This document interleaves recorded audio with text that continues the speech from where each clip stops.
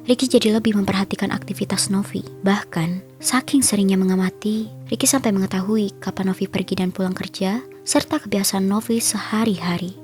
Halo Sobat Pena, apa kabar hari ini? Assalamualaikum warahmatullahi wabarakatuh. Hari ini, kita akan kembali membahas kejadian mengerikan, kisah nyata yang terjadi di muka bumi ini. Demi mendapatkan uang dengan cara instan, tak sedikit orang yang bertindak nekat menghalalkan segala cara. Begitupun yang terjadi di Kabupaten Siak, Provinsi Riau pada tahun 2021. Seorang pemuda yang tergiur melihat harta benda milik tetangganya, kerap kali diam-diam menyelinap melakukan pencurian. Hingga di suatu ketika, saat aksinya tak berjalan selancar sebelumnya, ia yang terpergok malah nekat melakukan tindakan yang sangat di luar batas, yaitu menghabisi nyawa tetangganya tersebut. Dan yang lebih biadabnya lagi, ia masih sempat-sempatnya melampiaskan hasratnya kepada tetangganya yang sudah tidak bernyawa akibat ulahnya sendiri. Benar-benar tindakan yang sadis dan di luar nalar. Bagaimana cerita lengkap dari kisah yang satu ini? Langsung saja kita bahas lengkapnya di Kata Pena.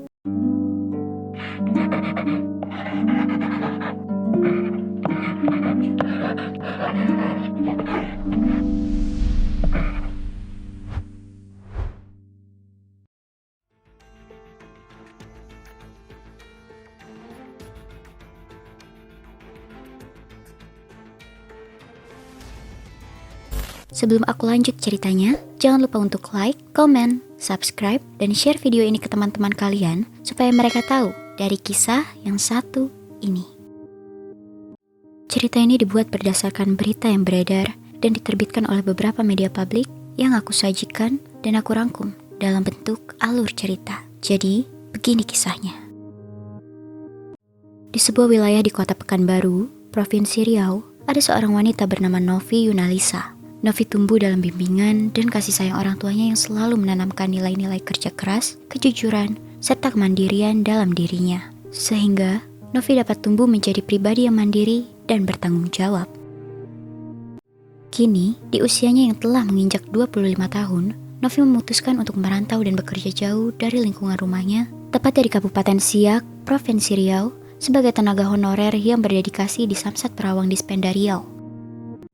Setiap harinya, Novi berhadapan dengan beragam tugas administratif dan ia selalu menjalankannya dengan penuh tanggung jawab, menunjukkan profesionalisme serta keramahan yang membuatnya dikenal baik oleh rekan-rekan kerjanya.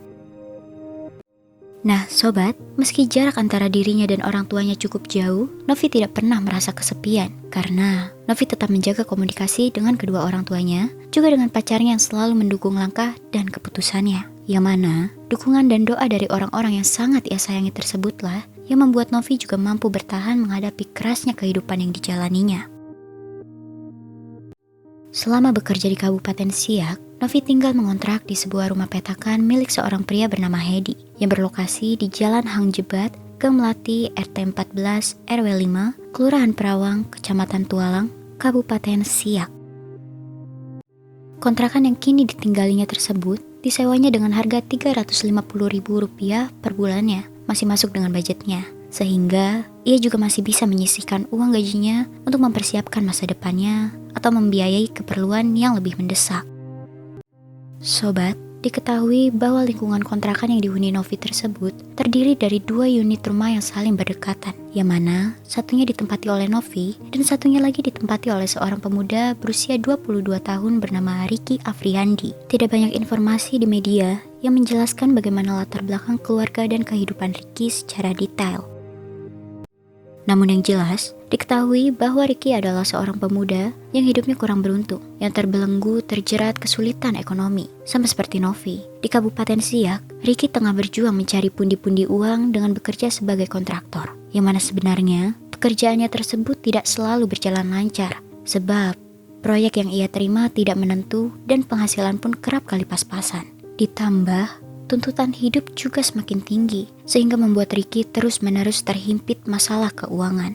Yang mana masalah keuangan yang dihadapinya tersebut pun seiring waktu seolah membuat Ricky kian putus asa dan juga frustasi. Lalu, di tengah keputusasaan yang Ricky rasakan tersebut, Ricky jadi mulai tidak bisa berpikir jernih. Rasanya, setiap melihat sesuatu yang lebih baik dari dirinya, Ricky merasa iri dan tidak berhenti menyalahkan keadaan, bahkan takdir karena nasibnya tidak seberuntung orang tersebut. Termasuk saat melihat kehidupan Novi yang tampak lebih stabil dan bahagia, mulai memicu rasa iri di hati Ricky.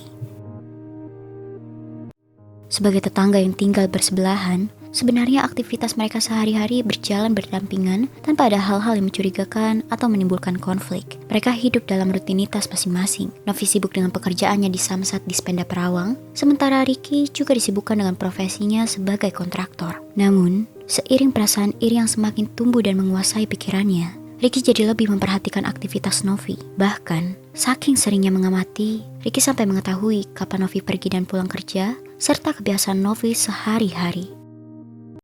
Ternyata sobat, semua pengamatan itu bukan tanpa maksud, melainkan untuk merancang tindakan jahat terhadap Novi. Ricky yang putus asa dengan jeratan ekonomi dan tekanan hidup, membuatnya nekat mencari jalan pintas untuk mendapatkan uang. Tak lain adalah dengan mencuri barang berharga dari Novi. Dan dengan the power of kepepet pun, pada akhirnya membuat Ricky seolah terasuki akal bulu seorang pencuri handal yang membuatnya dapat dengan mudah masuk diam-diam ke rumah kontrakan Novi dan mengambil sejumlah uang milik Novi. Saat itu, tepatnya pada hari Sabtu 9 Oktober 2021, Ricky yang diam-diam berhasil masuk ke dalam rumah kontrakan Novi, berhasil mengambil uang Novi sebesar Rp700.000. Novi yang uangnya telah dicuri pun tentu saja menyadari dan merasa kehilangan. Namun, saat itu Novi tidak menyadari jika pelakunya adalah tetangga sebelah rumah kontrakannya sendiri, yaitu Ricky. Sementara itu, Ricky yang merasa aman dan yakin jika aksinya tersebut dapat tersamarkan, sangat merasa lega. Namun sobat, saat perbuatan pertamanya tersebut tidak terungkap, Ricky yang bukannya segera bertaubat, karena mungkin saja kelakuannya bisa terungkap kapan saja, keberhasilan aksinya sebelumnya justru semakin menumbuhkan keberanian yang semakin menjadi-jadi dalam dirinya. Ya, Ricky berniat untuk mencuri lagi di rumah kontrakan Novi. Untuk melancarkan aksinya tersebut, Ricky telah menyiapkan sebilah pisau cutter yang akan ia gunakan untuk berjaga-jaga, mengancam jika memang apesnya aksinya ketahuan atau mungkin suatu hal yang lebih jauh jika ia benar-benar dalam kondisi yang kepepet. Saat hari-hari telah berlalu, tepatnya sepekan kemudian, di pagi hari saat matahari baru muncul sekitar pukul 5.40 waktu Indonesia Barat, pada hari Sabtu, 16 Oktober 2021, Ricky yang sudah semakin dikuasai keserakahan bersiap untuk kembali masuk diam-diam ke rumah kontrakan Novi. Dan tentunya kembali mencuri apapun yang berharga di rumah kontrakan Novi. Ricky yang tidak mau kehadirannya dicurigai pun masuk ke dalam rumah kontrakan Novi secara diam-diam dengan cara naik melalui lubang plafon di rumah kontrakan Novi. Saat akhirnya Ricky berhasil masuk ke dalam rumah kontrakan Novi melalui lubang plafon, Ricky langsung menuju ke kamar Novi yang menurutnya pasti banyak barang berharga Novi yang disimpan di kamarnya. Namun, saat Ricky hendak masuk ke kamar Novi, ternyata pintu kamar Novi saat itu dalam keadaan terkunci. Karena kamar Novi terkunci, Ricky memutuskan untuk bersembunyi saja di dapur kontrakan Novi, menanti kesempatan untuk melancarkan aksinya saat nanti Novi keluar, sehingga ia bisa masuk ke dalam kamar Novi. Hingga kemudian, setelah sekitar 30 menit berlalu, Novi keluar dari kamarnya. Novi saat itu berjalan menuju dapur. Saat kaki Novi menapaki dapur rumah kontrakannya, betapa terkejutnya Novi saat melihat keberadaan Ricky di dapur rumahnya. Novi yang terkejut sekaligus takut, lantas seketika berteriak histeris. Reaksi Novi tersebut pun juga seketika membuat Ricky panik. Di dalam kepanikan yang Ricky rasakan, Ricky jadi tidak dapat berpikir jernih. Ricky yang sudah terlanjur kepergok hanya menginginkan dirinya aman dari sanksi sosial maupun hukum yang pastinya akan membuat hidupnya semakin sengsara. Sehingga dalam kepanikan yang semakin menjajah dirinya, Ricky langsung mengeluarkan pisau cutter yang sebelumnya telah ia siapkan. Dengan tegas, Ricky langsung mengacungkan dan mengarahkan pisau cutter tersebut ke arah tubuh Novi. Novi yang kaget melihat Ricky membawa senjata tajam pun ketakutan bukan main. Dengan hati-hati, Novi berusaha menghindar. Dan ketika mendapatkan celah, Novi berlari terburu-buru mencoba menyelamatkan diri dengan bersembunyi di kamar mandi. Namun, Ricky yang identitasnya sudah terlanjur diketahui oleh Novi tidak mau meloloskan Novi begitu saja. Dengan penuh emosi, Ricky membuka paksa pintu kamar mandi tempat Novi bersembunyi. Lalu, menarik Novi keluar secara paksa dari persembunyiannya. Novi yang tidak ingin pasrah begitu saja pun meronta-ronta sekuat tenaga, mencoba melepaskan diri dari cengkraman tangan Ricky yang kasar.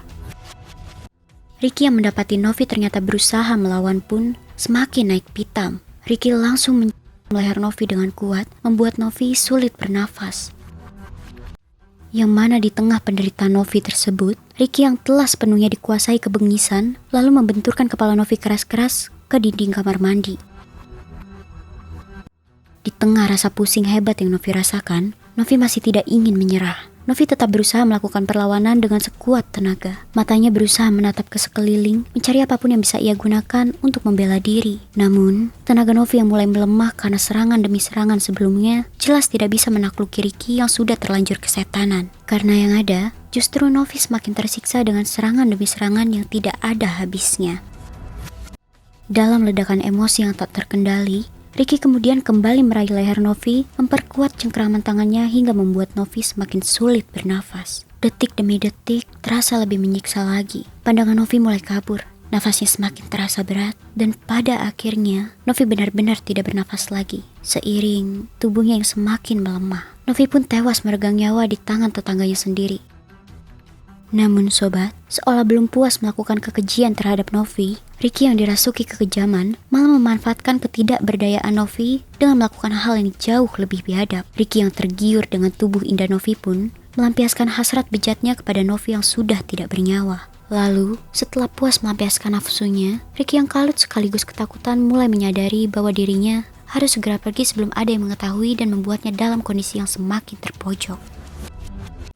Namun, sebelum kabur, Ricky tidak mau melewatkan kesempatan. Setelah kembali memastikan Novi benar-benar tidak bernyawa, ia mencuri sejumlah barang berharga milik Novi. Barang-barang berharga yang dicuri antara lain, 1 unit sepeda motor Supra X warna putih dengan nomor polisi Pol 5003AB beserta BPKB dan STNK, tas sandang gambar kartu Mickey Mouse, cincin emas di jari kiri Novi, handphone Android merek Oppo, dan handphone Nokia 105 warna hitam. Setelah melakukan perbuatan keji tersebut dan mencuri barang berharga milik Novi, Ricky yang tidak ingin dicurigai pun melarikan diri dari kontrakan Novi dengan hati-hati, meninggalkan Novi yang tergeletak tak bernyawa dalam posisi terlentang. Lalu kemudian kembali masuk ke dalam rumah kontrakannya sendiri. Dibanding melarikan diri, Ricky saat itu memutuskan untuk tetap tinggal di dalam rumah kontrakannya dan berusaha bersikap tenang untuk menyembunyikan kebengisan yang baru saja ia lakukan terhadap tetangganya sendiri. Namun, diam-diam ia tetap bergerak mengamankan dirinya dari kecurigaan, sekaligus berupaya mendapatkan keuntungan dari hasil kejahatannya. Tanpa membuang banyak waktu, Ricky segera memasarkan sepeda motor tersebut secara online. Dalam waktu singkat, siangnya sekitar pukul 14.00 waktu Indonesia Barat, ia berhasil menjual sepeda motor milik Novi dengan harga 4 juta rupiah, yang mana diketahui bahwa uang hasil penjualan sepeda motor tersebut akan Ricky gunakan untuk kebutuhan sehari-hari. Di sisi lain, kedua orang tua Novi mulai merisaukan keadaan anaknya karena tidak ada kabar sama sekali. Saat dihubungi, nomornya tidak aktif. Mengingat kondisi tersebut sangat di luar kebiasaan Novi yang biasanya, maka kedua orang tua Novi memutuskan untuk langsung mendatangi rumah kontrakan putri mereka. Sekitar pukul 3:30 sore, mereka tiba di lokasi. Rumah kontrakan Novi saat itu tampak terkunci rapat. Meski terkunci rapat, entah mengapa firasat mereka mengatakan bahwa Novi tidak sedang berpergian, sehingga mereka berusaha untuk mengetuk pintu kontrakan Novi sambil memanggil-manggil nama Novi berkali-kali. Namun, saat pintu diketuk berulang kali, tidak juga ada balasan. Firasat mereka sebagai orang tua pun semakin kuat terasa. Ada sesuatu yang janggal. Dalam kepanikan, mereka tidak ingin hanya sekedar menunggu kabar, melainkan mulai mendatangi tetangga-tetangga di sekitar rumah kontrakan Novi, termasuk mendatangi Ricky, tetangga sebelah rumah Novi. Ricky, yang memang adalah pelaku sebenarnya pun, berusaha tidak menunjukkan gelagat mencurigakan. Ricky justru saat itu bersandiwara, berpura-pura tidak tahu, dan ikut merasa iba dengan kegelisahan kedua orang tua Novi. Bahkan, ketika orang tua Novi meminta bantuan untuk mendobrak pintu yang terkunci rapat, Ricky tanpa ragu mengiyakan. Ricky pun membantu membuka paksa pintu yang sebenarnya ia ketahui persis apa yang sebenarnya di baliknya. Setelah pintu berhasil didobrak, mereka masuk ke dalam rumah kontrakan. Satu persatu ruangan diperiksa, hingga saat kaki mereka melangkah menuju dapur, dunia seakan runtuh bagi kedua orang tua itu. Betapa terkejutnya mereka ketika mendapati putri tercinta mereka, Novi, tergeletak tak bernyawa di lantai dapur. Tubuhnya terlentang penuh luka, bercak cairan merah, terlihat tercecer di mana-mana. Bagi mereka, apa yang mereka saksikan saat itu adalah pemandangan mengenaskan yang sulit dipercaya. Melihat pemandangan mengerikan tersebut, dalam sekejap tubuh mereka lemas. Teriakan histeris pun pecah, memecah keheningan sore di Jalan Hang Jebat, Gang Melati, RT 14, RW 5, Kelurahan Perawang. Air mata tumpah tak terbendung saat mereka memeluk jasad anak kesayangannya yang telah pergi untuk selamanya. Tangisan pilu itu mengguncang hati siapa saja yang mendengarnya. Suasana pun menjadi riuh. Warga sekitar berdatangan setelah mendengar teriakan memilukan tersebut. Kerumunan pun terbentuk di depan rumah kontrakan Novi. Ketua RT setempat yang juga hadir segera mengambil langkah cepat, melaporkan kejadian tragis itu ke Polsek Tualang untuk ditindaklanjuti. Ironisnya, di tengah keramaian yang dipenuhi tangis dan kehebohan itu, tampak Ricky Afriandi ikut berbaur di antara warga. Ia berdiri dengan wajah penuh kepura-puraan, pura-pura penasaran, pura-pura peduli, padahal dia sendirilah sosok pelaku kejahatan yang baru saja merenggut nyawa tetangganya tersebut. Sementara itu, pihak kepolisian yang datang setelah mendapatkan laporan segera memasang polis lain untuk mengamankan lokasi, sekaligus berusaha menertibkan masyarakat yang merasa penasaran dengan apa yang sebenarnya terjadi pada Novi. Setelah kondisi relatif terkendali, polisi kemudian melakukan olah TKP untuk mengungkap jejak peristiwa tragis tersebut. Pencarian alat bukti pun ditelusuri secara cermat, termasuk mengumpulkan keterangan dari para saksi di sekitar lokasi. Menurut kesaksian salah seorang warga setempat yang tidak ingin disebutkan identitasnya, ia sempat mendengar suara ribut seperti teriakan dari arah rumah Novi. Namun, karena menganggap itu hanyalah urusan pribadi, ia pun memilih mengabaikannya. Melihat kondisi di TKP, polisi mendapati adanya tanda-tanda bahwa pelaku masuk melalui plafon rumah kontrakan. Selain itu, diketahui pula ada beberapa barang berharga milik korban yang juga hilang. Hal itu membuat polisi menduga kuat adanya motif pencurian yang kemudian berujung pada tindak kekerasan. Namun demikian, polisi belum bisa langsung menyimpulkan apa yang sebenarnya terjadi sebelum hasil penyelidikan lengkap diperoleh. Di sisi lain, jenazah korban segera dibawa ke rumah sakit untuk dilakukan visum setelah mendapat perizinan dari pihak keluarga. Pihak keluarga sendiri dengan penuh duka mendesak agar kasus ini segera terbongkar dan pelakunya ditangkap secepat mungkin. Setelah serangkaian pemeriksaan medis selesai, jasad almarhumah akhirnya diserahkan kembali kepada pihak keluarga untuk disemayamkan dan dimakamkan. Isak tangis keluarga pecah tak terbendung. Kedua orang tua Novi histeris, sulit menerima kenyataan pahit kehilangan putri mereka yang masih begitu muda. Selain pihak keluarga, pacar Novi, serta teman-teman terdekatnya, dari Pekanbaru maupun rekan kerjanya di Samsat Tualang, ikut larut dalam kesedihan yang mendalam.